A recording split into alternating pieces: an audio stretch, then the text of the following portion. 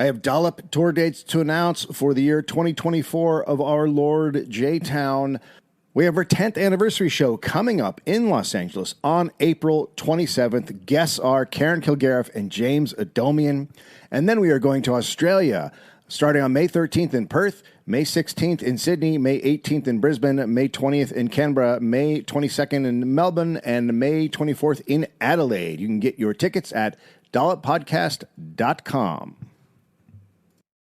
At Weedman Lawn Care, the term care in our name is more than part of our title. It's the heart of our company culture. If we don't care and support our team members, how can we expect them to care for you and your lawn? As evidenced by Weedman's 5-star reviews online, we consistently show our sincere care for our customers' needs. And we absolutely care for the communities we serve by donating to local schools, baseball fields, food banks, and the Ronald McDonald House. Go to weedman.com now. Our caring culture will give your family the lawn it deserves. Welcome to the Dollop. That's why they call me the Cadillac in the Gangsta Mac. Yeah. We're starting a little different today. Is it a historical American history podcast? I, Dave Anthony, each week read a story to my friend Gareth Reynolds, who has no idea what the topic is about. Because he doesn't read. I do too. God, you want to hit a dude? I'll do one buck. People say this is funny. Not Gary Gareth. Dave, okay. Someone or something is tickling people. Is it for fun? And this is not going to become the Tickling Podcast. Okay. You are Queen Fakey of Made Up Town. All hail Queen Shit of Liesville. A bunch of religious virgins go to mingle And do what? pray. Hi, Gary. No. Nicely done, my friend.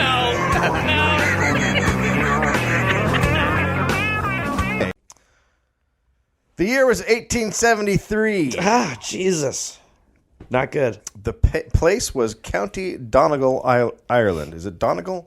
Sure. Yeah. Look at me for that. Yes, it's Donegal. You're people from over there. It's Donegal. Michael Malloy was born into the world. Now, we have no idea how he came to America or what he did in America for a long time. But there he lived in New York City in 1932. Okay. So he's now an older. Yeah. He's put some years together. 40s, 50s. Yeah. And today. He is now remembered today as Mike the Durable or Iron Mike. Okay. Now, he wasn't the smartest Irishman in the world. He wasn't bringing a lot of common sense to the table. But he was a tough son of a bitch. He had no friends and no family and no definitive birthday. We don't exactly know. So no actual trade that he plied. He wasn't a bricklayer. He wasn't part of a union. okay. So we don't know a ton about this man. He was homeless, Okay. living in New York City, living the fucking life. Yeah. Riding high. It was during a time in America, the final months of Prohibition. Okay. Was this time period. Great time. But anybody could find a drink if they wanted in New York City during Prohibition, with the many speakeasies. Right. Swordfish. Swordfish. I don't know what just happened. It's a password. Password, swordfish. No, it's halibut today. Damn it. The Great Depression had 25% of American population unemployed at this point. So he would occasionally pick up work as a street cleaner or a coffin polisher. Well, I know which one I'm after out of those two occupations. Coffin polisher? Shine her up there nice, Molly. No. It's Malloy, sir. You don't want to embarrass the corpse when it gets inside the coffin. Oh, it's got to be shiny. I should be able to eat off of where the dead body was lying. And I'm going to. Gotcha. Steak and potatoes. God, eat that right off the body. Oh, eating off the thigh now. People are going to be so happy there's accents. Yeah. And he was happy often to just be paid in alcohol instead of money for jobs. Love that. Well, it's It's a great policy. It's a long-term strategy. It is a long-term strategy, Yeah. and it's what I would call a little bit of a stereotype. Sure, yeah. Sure, you can pay me in whiskey. Oh, no, you're not going to get... You just give me my payment down my throat and I'll fuck right off. Fucking A. I'm gonna go get in a fight with myself out in the alley. That's right. Gonna punch me in the knickers. What's up? No fucking tip today, bitch. You ain't got a fucking tip today. The Daily Mail described Michael Malloy as Drunk all the time. part of the, quote, flotsam and jetsam in the swift current of underworld speakeasy life. Those no longer responsible derelicts who stumble through the last days of their lives in a continual haze of Bowery smoke. Okay. So, living it. Okay. Just loving life. Right. Just living every day like it's your last in a bad way. Literally. Literally every day like it's the Barfly. last. Yeah, he's Bukowski Yeah. Okay. without the writing. Right. With the coffin polishing instead. Malloy often found himself in the speakeasy of a man named Tony Marino. Okay. The empty store looked dark, with dusty wooden crates piled high behind the windows. Okay. But behind the crates was a sofa, 4 tables, a plywood bar along the back wall, and a large supply of bootlegged whiskey. Okay. Yeah, girl. Yeah, girl. Get it. Marino slept at night on the sofa. Okay. So that's a life. It sounds okay. The Bronx speakeasy kept Tony Marino from standing in bread lines, but not always. His clientele were not the top-of-the-line people. Right. Sometimes they had no money to pay. Sometimes they drank and then revealed their empty pockets. Ooh, sorry, Tony. Well, what are you going to do? Oh, shit. Look what happened here. I get paid in whiskey. Goes right through me pocket. So, unfortunately, These aren't whiskey pockets, sir. I can pay you in piss. How about I shit on your floor? There you go. That portion's yours. That's for you, Tony. So men would run up a tab. Right. Michael Malloy was considered to be the worst of the bunch. Okay. He showed up each morning at Marino's place and Morning is a good time to show up. and requested, quote, another morning's morning, if you don't mind. Another morning's morning? Yeah, Okay. that's his way of saying I need a drink. Right. Hello, sir, I'm alive. It would be great to go back to that time because all the slang, I'd be like, what does he mean? I know. What the fuck are you talking What about? is he saying? Yeah, set me up with another morning's morning. There. I'll have a morning's morning. Oh, my boy's a cattle, you know that. I'm sorry, what's the fuck is happening? Oh, boy, I'll tell you what, if the wagon don't flip, I'll be inside tonight. Oh, good Lord, a board's coming out of me this evening, isn't that? Uh-huh. Well, I'm done chewing rocks. Time to go for a nap. I'm sorry, what is, I'm going to ride a pack of fish. Right. What is, okay. I'm going to ride a pack of fish. Right, let's go. Or stay. What are we doing? What the fuck is happening? But for a while, Marino let Malloy drink on credit. But because he no longer paid his tabs, he had to pay in cash. Okay. Business, said the saloon keeper to his friends, is bad. All right. One afternoon in July 1932, Francis Pasqua, Daniel Kreisberg, and Tony Marino sat in Marino's drink hole and discussed Michael Malloy. Okay. Now, the reason they were discussing him is because he was laying passed out on the floor, Right. Sure. which he often did. Right. You want to talk about that guy? Yeah. Oh, there he is. This is before people were drawing penises on people who were passed out. So this is a while ago. People should know. The prior year, Marino had befriended a homeless woman named Mabel Carson and convinced her to take out a $2,000 life insurance policy, naming him as the beneficiary. Okay. Naming Marino as the beneficiary. Yeah. Right. Okay. Then one cold New York night, he force-fed her alcohol, stripped off her clothing, doused the sheets and mattress with ice water, and pushed the bed beneath an open window. The medical examiner listed... When you say befriended, what do you mean? I mean, not in the best sense. Okay. Yeah. Yeah, befriend is probably not the best word. I don't know if this is a befriending. Yeah, more of the opposite of a befriend. Hey, friend, die under this window. There you go, Pally. If you're homeless and someone wants you to take out a life insurance policy, they probably don't do it. Yeah, definitely. That's a red flag right Sign there. right here. Okay, who gets the money? So what is it about my life that attracts you to it so much? You see potential? You see something in me, mister? You think I'm going to go Harvard, mister? The medical examiner listed the cause of death as bronchial pneumonia, and Marino collected the money without incident. That's a nice story. Who doesn't win in that tale? I can't think of anybody. Yeah, there's not a person comes to mind. Now, Pasqua was an undertaker by trade. Okay. He looked at Malloy passed out and snoring on the floor and said, "Why don't you take out insurance on Malloy?"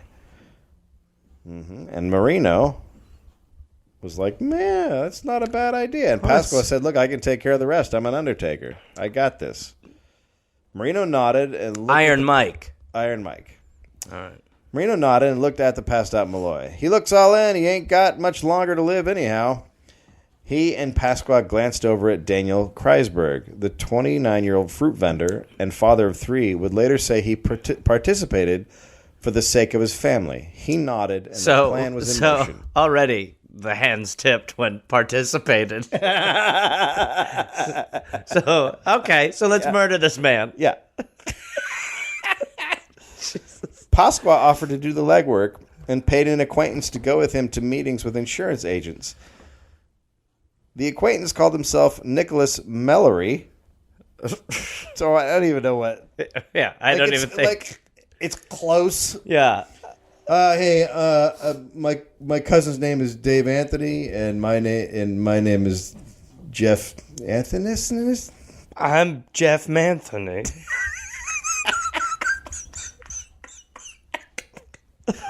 Okay. Thank you. And we want to take an insurance policy out on this homeless man. The guy who lays down on the floor. Now, wait, weren't you the guy that befriended that homeless woman that died? Oh, yeah, my good friend Mabel. That's right, Mr. Manthony, Mabel. Nicholas Malloy gave his occupation as a florist. It took Pasqua 5 months to secure 3 policy, all offering double indemnity on Nicholas Mallory's life. Wait, on Nicholas Mallory's life. Yeah, on Iron Mike. Gotcha. 2 with Prudential Life Insurance Company and 1 with Metropolitan Life Insurance Company. That's crazy that those are still functioning companies. insurance companies. Yeah. Yeah. That's bad in its own way. Pasqua recruited Joseph Murphy, a bartender at Marino's, to identify the deceased as Michael Malloy and claim to be his next of kin and beneficiary. If all went as planned, Pasqua and his cohorts would split $3,576. That's worth a murdering. Well, now at that time it's about $54,000. So that's still. I know there's a bunch of guys going in on it, so no one's getting much money. Yeah. The number of men involved in the murder of Malloy increased. 2 of Marino's regulars, petty criminals John McNally and Edward Tin-Ear Smith, were in. Edward was nicknamed Tin-Ear because he had an artificial ear, although it was made out of wax. Oh, Christ. Well, I can't go there. There's going to be a fire, right? My fucking ear will melt. Are there candles? Tell me, are there candles? I'm not going if there's candles. I told you, dude, I can't go there if there's fire, bro. My fucking ear will melt. I don't want to pay for another fucking ear. Jesus Christ. Last time we went, there was Dude, fire. I don't even know why you're paying for these ears. They're terrible. But it's all I can afford, man. The dude making the wax ears like, this is fucking awesome. This guy's buying this shit. A wax ear. What did I tell you? I told you not to go out in the sun I know. Right? I tried to live my life for a day. It's 102 out. Just give me my new ear, asshole. Okay, yeah, but you're called drippy ear now. This one has a fucking wick in the middle of it. I had to do it fast. God damn it. Don't light it. I'm not going to light the fucking ear. I'm not going to light the ear. Tough Tony Bastone and his sidekick Joseph Maglione. So everybody has a sidekick. Also became part of the plot. Everybody has a sidekick. Yeah, you got to have a sidekick back then. I love that aspect. One night in December 1932, they all gathered at the Speakeasy to kill Michael Malloy. The regular hang. That's how it works. Malloy showed up, and to his surprise and delight, Tony Marino granted him an open-ended tab, saying competition from other saloons had forced him to ease the rules. Jesus. Okay, so here's the deal. There's a lot of saloons out there, so I'm going to give away booze. Oh, Okay? well, while this sounds a little too good to be true, I also love the sound of this situation. Therefore, pass me the fucking bottle, mate. As soon as Malloy downed a shot, Marino filled his glass. Malloy had been a hard drinker all his life, one witness said, and he drank on and on. He drank until Marino's arm got tired from holding the bottle. Remarkably, Malloy's breathing remained steady. His skin retained its normal ruddy tinge, And finally, he dragged his dirty sleeve across his mouth, thanked his host for the hospitality, and said he'd be back soon. Oh, that's awesome. Drank his weight in whiskey. And He just drank, and then he's like, wait. he's going to die now, right? I'll see you tomorrow. Fuck. Lucky Charms, I'm off. Well, Even close to her. I should probably fucking go. I'm fucking shit-faced, I am. Thanks so much. I'm glad to hear about this newfound competition as well. Fucking, I'm coming up fucking winner on this one. Within Any... 20 Oh, that's not right. I'm going to go vomit. Within 24 hours, he was back. This pattern went on for 3 straight days. Malloy would come in, drink nonstop for hours, and then exit. He only paused once to eat a complimentary sardine sandwich. Oh, God. Marino and the other potential murderers were baffled. On the 4th day, Malloy stumbled into the bar. "Boy," he exclaimed, ain't I got a thirst. I got a thirst. Ain't I got a thirst. Tough Tony suggested they should shoot Malloy in the head. You know what happened after that, though? He'd go, well, I should probably turn in. I got a bit of a fucking headache. But that would obviously seem like murder. Yeah. Murphy recommended another solution, changing Malloy's whiskey and gin with shots of wood alcohol. Oh, Jesus. Drinks containing just 4% wood alcohol would cause blindness, and by 1929, more than 50,000 people nationwide had died from the effects of impure alcohol. They were not going to serve Malloy shots tainted with wood alcohol, but straight wood alcohol. Okay. So 4% makes you go blind. Yeah. So they're going to give him 100%. Right. So I don't know. He flies? Who knows what happened? Kreisberg showed a rare bit of enthusiasm. Yeah, feed him wood alcohol cocktails and see what happens. Ain't I got a thirst? Murphy brought a few 10-cent cans of wood alcohol at a nearby paint shop and carried them back in a brown paper bag. He served Malloy shots of cheap whiskey to get him feeling good and then made the switch. The gang watched as Malloy downed several shots and kept asking for more, displaying no physical symptoms Ain't I got a thirst? other than his usual inebriation. Oh, my God. He didn't know that he was drinking wood alcohol, reported the New York Evening Post, and what he didn't know apparently didn't hurt him. He drank all the wood alcohol he was given and came back for more. Oh, did I tell you I can't die? Ain't I got a thirst? Oh, jeez. I can't stop drinking the wood alcohol. I'm as drunk as an oak tree.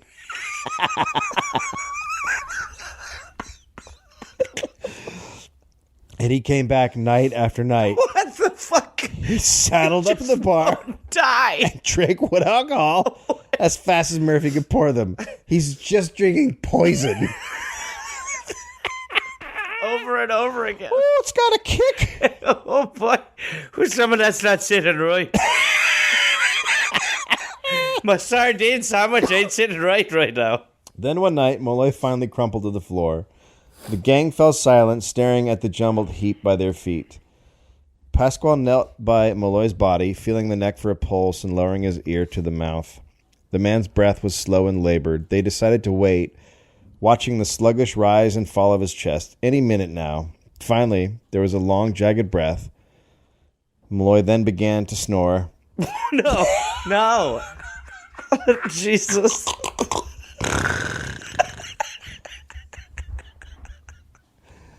He awakened some hours later, Oh, my God. rubbed his eyes, and said, "Give me some of the old regular, me lad." So, and he's not, I mean, it's not like he's drinking water in between these fucking sessions. No, it's all he's drinking is Just poison. wood alcohol. It's fucking poison. He's just on a diet of poison, and he keeps getting up and drinking more poison. The plot to kill Michael Malloy was becoming very expensive. They spent so much money on wood alcohol. The open bar tab, the cans of wood alcohol, and the monthly insurance premiums started to add up. They're losing. Marino, they're totally The losing. net loss on their murder. Marino was getting worried that his speakeasy would go bankrupt. Tough Tony once again advocated some sort of violent death. But Pasqua had another idea. Malloy had a well-known taste for seafood. Why not drop some oysters in denatured alcohol, let them soak for a few days, and serve them while Malloy drank? I mean... Quote, alcohol taken during a meal of oysters, Pasqua was quoted as saying, will almost invariably cause acute indigestion, for the oysters tend to remain preserved. So I'm assuming that causes some sort of horrible fucking stomach nightmare that you would die from. Sure enough, Malloy ate them one by one, savoring each bite. Boy, am I glad I met you fellas. And he washed them all down with wood alcohol. He's just eating poison, washing it down with poison. Marino, Pasqua, and the rest waited. But Malloy merely licked his fingers and belched. Like a cartoon. Dude, if there's ever been a human cartoon. Now the killing of Michael Malloy was becoming as much a battle of the wills as it was about money. Because there were so many people involved, the amount of money each man would get was getting increasingly smaller. Murphy tried another plan next. He let a tin of sardines rot for several days. Jesus. Mixed in some shrapnel and glass, slathered the concoction between pieces of bread, and served Malloy the sandwich. Any minute, they thought, the metal will start and glass will start slashing through his organs. Instead, Malloy finished his tin sandwich and asked for another. No, another? Well, it's crunchy, but I like it. Do I like what you've done? It's got nice texture in the middle. Say, could I have a little bit of poison to wash that down with? I can still see. The gang called an emergency conference. They couldn't understand what was happening. Marino suggested they ice Malloy down and leave him outside overnight, as he'd done with his previous murder. Let's just go back to the murder drawing board. That evening, after Malloy drank until he passed out, Marino and Pasqua put Malloy into a car, drove in silence to Crotona Park, and lugged the unconscious drunk through the snow. They put him on a park bench, stripped off his shirt, and dumped bottles of water on his chest and head. Malloy never woke up. When Marino arrived at the speakeasy the next day, he found Malloy in the basement, half frozen. Malloy had walked the half-mile back at freezing temperatures and persuaded Murphy to let him in. When he came to, he complained of a wee chill. No! I thought he was dead. No. I thought that was it. I thought you'd said he died. No, he just didn't wake up. When they were pouring water on him. And he went back. He woke up later. He went back. Well, that's where the booze is. I've got a wee chill. What? He had a little cold. I don't remember going out without my shirt on and falling in water and sleeping on the bench. Anyway. You fellas are good to me. You fellas are my best fucking friends. Could I have a sandwich and a drink? February neared. Another insurance payment was due. John McNally said they should run Malloy over with a car. I mean, at this point, they're just like, he won't die. Tinier Smith was skeptical, but Marino, Pasqua, Murphy, and Kreisberg thought it was a decent plan. John Maglione offered the services of a cab driver friend named Harry Green, whose cut from the insurance money would be $150. I mean, they are. What are they going to make? $1? It always works when you bring in everybody. Yeah. It never goes wrong. No. That night, after filling up Malloy with wood alcohol, they all got into Green's cab. At this point, too, they're not counting on the wood alcohol to do anything. They're just like, it's cheaper. He'll drink this shit. They all got into Green's cab with a drunken Malloy lying across their feet. Green drove a few blocks and stopped. Bastone and Murphy dragged Malloy down the road and held him up crucifixion style by his outstretched arms. Green gunned the engine, and everyone braced. From the corner of his eye, Maglione saw a quick flash of light. "Stop!" he yelled. The cab screeched to a halt. Green realized it had just been a woman turning on the light in her room and gave the green light again. But Malloy managed to leap out of the way of the cab, not once, but twice. They're fucking holding him, and then at the last minute they move. And then he's like, he jumps out of the way. Hey, you boy saved my life back there.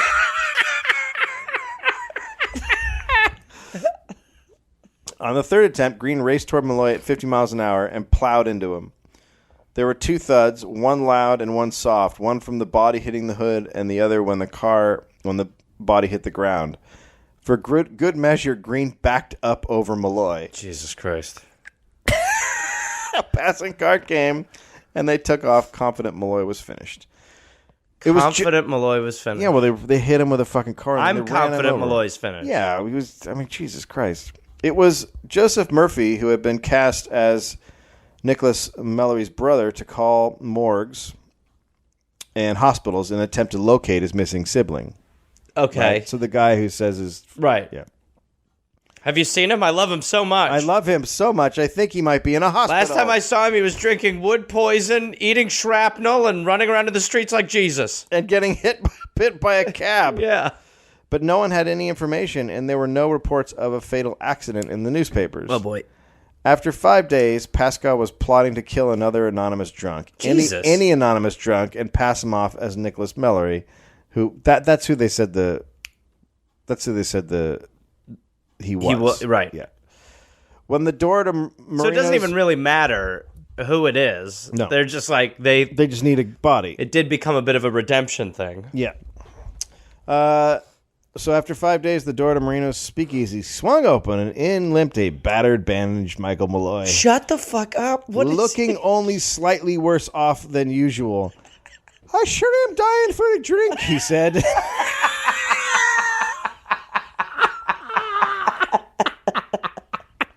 Oh, my God. Oh, my God. Malloy had an amazing... Dying for a drink. Can you imagine when he walks in again? You're like, what the fuck?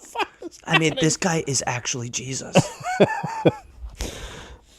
Malloy had an amazing story to tell. What he could remember of it, anyway. He recalled the taste of whiskey, the cold slap of night air, the glare of rushing lights, then blackness. Next thing he knew, he woke up in a warm bed at Fordham Hospital and wanted only to get back to the bar. Because I wanted to tell you guys I was all right. A police officer had come by moments after the gang sped off and called an ambulance. Then, on February 21st, 1933, 2 of the men rented a room in an old boarding house with gas lighting. Once Malloy was once again good and drunk, they hauled him there, connected a hose to the gaslight fixture, and ran it into Malloy's mouth. What? Into his mouth? Carbon monoxide flowed into his body and killed, finally, old Mike the Durable. Yeah. In his mouth, I Iron think that's Mike. pretty much game over. But the Genius Murder Trust didn't know that carbon monoxide pushes oxygen out of the bloodstream and forms a bond with blood that is 200 times more powerful than that of oxygen, inducing chemical suffocation. Dr. Frank Manzella, a shady doctor and a friend of Pasqua's, filed a phony death certificate citing pneumonia as the cause. They had the body buried quickly and went to collect their payout. The gang received only $800 from the Metropolitan Life Insurance Company. Murphy and Marino each spent their share on new suits. Pasqua arrived at the Prudential office, confident he would collect the money from the other 2 policies, but the agent surprised him with a question. When can I see the body? Pascal replied that he had already been buried. The story of Iron Mike was too good of a secret to keep. Members of the gang began telling others about the amazing tale. I mean, how could you not? Yeah. Like, if you commit a murder, you're like, I'm not going to tell you, but this is the craziest murder You didn't commit a ever. murder. No, you killed the saint. Saint Whiskey. Yeah. The story started circulating in other bars, making its way around other card games until the Bronx police picked up the rumors and skeptically at first began an investigation. City forensic scientists exhumed the body, and even though this was several months after the And death... he sat up and goes, "Oh, I've got a weird taste in my mouth. Oh, jeez, I could use something for my mouth. A little whiskey. Oh, I've never been so thirsty in all my years." I've got a touch of the death. And he's a skeleton. Even though this was several months after the death, by that time researchers knew that carbon monoxide was not only efficient but durable, tainting a body for weeks after death. Laboratory analysis easily found lethal levels of carbon monoxide in the remains of old Mike Malloy. And it turned out the Genius Murder Trust had made a mistake having a corrupt doctor sign the death certificate. He spilled his guts, as did the cab driver. They both made deals and testified for the prosecution. Frank Pasqua, Tony Marino, Daniel Kreisberg, and Joseph Murphy were tried and convicted of first-degree murder. Wow. They all went to the electric chair in the summer of 1934. A reporter for the now-vanished New York Daily Mirror recorded the execution.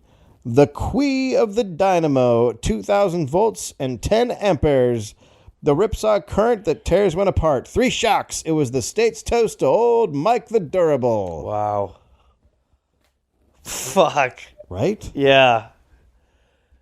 It's sad when he dies. It is sad when he dies. You don't expect this man to die. When they're saying that they pumped him full of carbon monoxide, you're like, I'll be all right. Yeah. He'll be all right. Yeah, like they'll be like, through. finally he's dead. 4 days later, he'll just come in and be like, "Ooh, don't light a match around me. Every time I breathe, it's a flame." Anyway, Anywho, can I have some wood booze? is the tap still open then? Are you still in a competitive atmosphere? Where to stay alive, you have to keep giving me wood booze. And shrapnel sandwiches. Oh, I like the wood booze you're serving here now. It's quite good. As he's just drinking from a bottle that says poison. Ooh, that's put fucking hair on your chest, boy. That'll put hair on your chest. Give me some more razor blades to chomp on, yeah? Oh, those are lovely. I love this chewing gum. Oh, it's nice. Cutting right through my fucking teeth it is. Jesus Christ, what's wrong with people? Oh, that's a great one. Yeah. That's phenomenal. That's great. Just can't The die. goddamn hero. The goddamn hero. That's awesome. Got That'll you be teach you to try to poison an Irishman with booze. Good fucking luck. It's like trying to drown a fish with water. He's just swimming. He loves it. Fuck. Oh. All right. All right. Well played. Well played. Well played. Good night, everybody. Oh, yes, it's Gareth. Not Gary, stop it. Gare Force. Listen, I've got a bunch of stand-up shows coming up, and I want to see you there. We can hug. I will be at Rooster Teeth Feathers in Sunnyvale, California, April 18th, 19th, and 20th.